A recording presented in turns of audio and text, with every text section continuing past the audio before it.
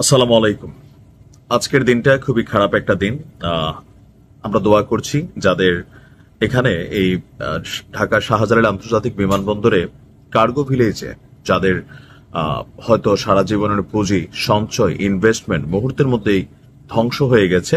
আল্লাহ তাদেরকে এই দুর্ঘটনা সইবার শক্তি দান করুন। পাশাপাশি আমি যতদূর জানি যে এই সকল ক্ষেত্রে আপনার ইন্স্যুরেন্স একটা ইস্যু থাকে।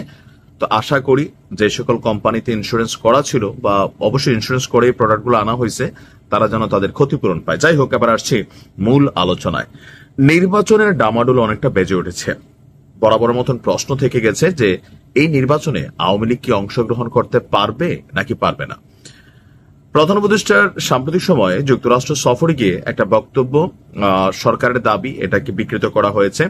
আবার অনেকের দাবি না, তিনি বলছিলেন যে কোনো সময় আওয়ামী লীগের নিষেধাজ্ঞা তুলে নেওয়া হবে। এখন আওয়ামী লীগের নিষেধাজ্ঞা যদি তুলে নেওয়া হয় তার মানে হচ্ছে আওয়ামী লীগ নির্বাচনে অংশগ্রহণ করতে পারবেন। কিন্তু আসলে কি পারবে? বিএনপি কি চাইছে?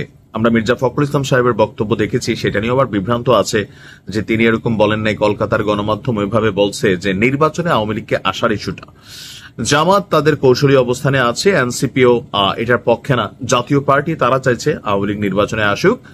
তো এই যখন সার্বিক আলোচনা অবস্থান, আগামী ডিসেম্বরের প্রথম সপ্তাহে আপনার নির্বাচনের তফসিল ঘোষণা করা হচ্ছে।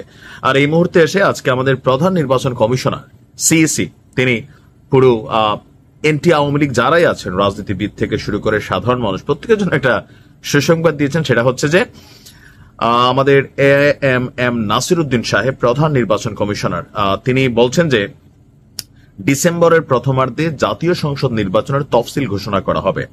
পাশাপাশি বিচার সম্পন্ন না হওয়া পর্যন্ত, মানে যতদিন এই বিচার শেষ না হয় ততদিন পর্যন্ত আওয়ামী লীগ নির্বাচনে অংশ নিতে পারবে না।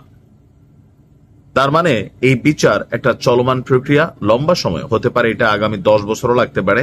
তো সেই পর্যন্ত আওয়ামী লীগ নির্বাচনে অংশগ্রহণ করতে পারবে কিনা জানি না, বাট এই আগামী নির্বাচনে আওয়ামী লীগকে আইনগতভাবে নির্বাচনে আসতে দেওয়া হবে না।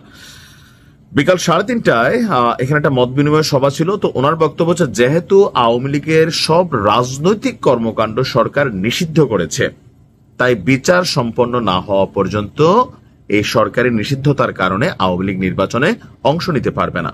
তবে নির্বাচনের আগে যদি বিচার শেষ হয় তাহলে বিষয়টি পুনর্বিবেচনা করা হবে। এখানে হচ্ছে শকিং যে বিচার আসলে কতদিন চলবে।